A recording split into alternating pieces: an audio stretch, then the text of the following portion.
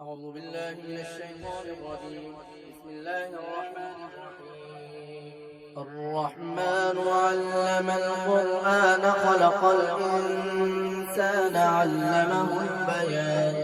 الشمس والقمر بحسبان والنجم والشجر يسجدان والسماء رفعها ووضع الميزان ألا تطغوا في الميزان وأقيموا الوزن بالقسط ولا تخسروا الميزان والأرض وضعها للأنام فيها فاكهة والنخل ذات الأكمام والحب ذو العصف والريحان فبأي آلاء ربكما تكذبان خلق الإنسان من صلصال كالفخار وخلق الجان من مارد من نار فبأي آلاء ربكما تكذبان رب المشرقين ورب المغربين فبأي آلاء ربكما تكذبان مرج البحرين يلتقيان بينهما برزخ لا يبغيان فبأي آلاء ربكما تكذبان يخرج منهما اللؤلؤ والمرجان فبأي آلاء ربكما تكذبان وله الجوار المنشآت في البحر كالأعلام فبأي آلاء ربكما تكذبان كل من عليها فان ويبقى وجه ربك ذو الجلال والإكرام فبأي آلاء ربكما تكذبان يسأله من في السماوات والأرض كل يوم هو في شأن فبأي آلاء ربكما تكذبان سنفرغ لكم أيها الثقلان فبأي آلاء ربكما تكذبان يا معشر الجن والإنس إن استطعتم أن تنفذوا من أقطار السماوات والأرض فانفذوا لا تنفذون إلا بسلطان فبأي آلاء ربكما تكذبان يرسل عليكما شواظ من نار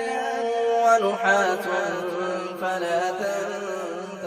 تنتصران فبأي آلاء ربكما تكذبان فإذا انشقت السماء فكانت وردة كالدهان فبأي آلاء ربكما تكذبان فيومئذ لا يسأل عن ذنبه إنس ولا جان فبأي آلاء ربكما تكذبان يعرف المجرمون بسيماهم فيؤخذ بالنواصي والأقدام فبأي آلاء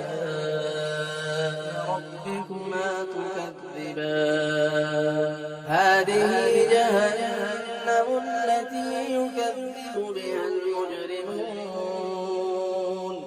يطوفون بينها وبين حميم آن فبأي آلاء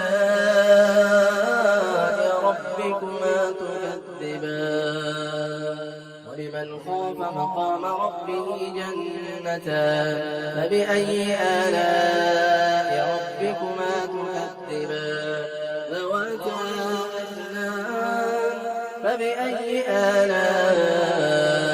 ربكما تكذبان فيهما عينان تجريان فبأي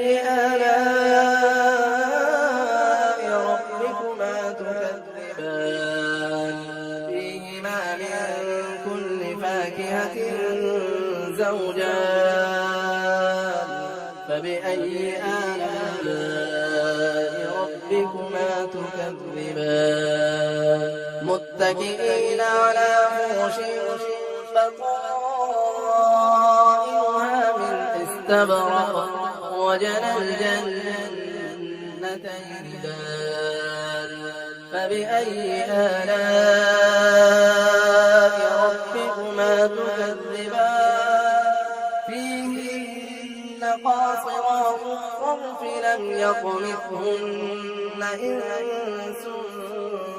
قبلهم ولا جان فبأي آلاء ربكما تكذبان كأنهن الياقوت والمرجان فبأي آلاء ربكما تكذبان هل جزاء الإحسان إلا الإحسان فبأي آلاء ربكما تكذبان ومن دونهما جنتان فبأي آلاء ربكما تكذبان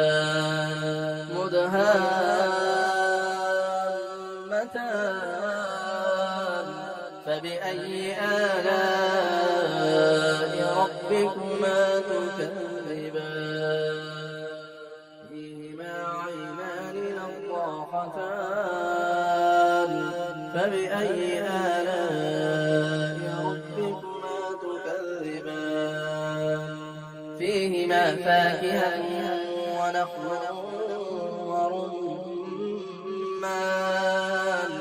فبأي آلاء ربكما تكذبان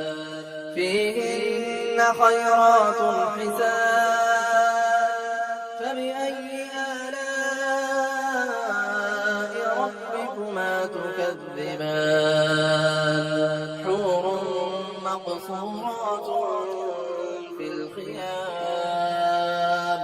فبأي آلاء ربكما تكذبان لم يطلقهن إنس قبلهم ولا جان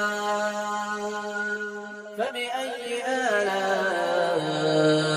ربكما تكذبان متكئين على رفرف خضر وعبقري حسان فبأي آلاء ربكما تكذبان تبارك اسم ربك ذي الجلال والإكرام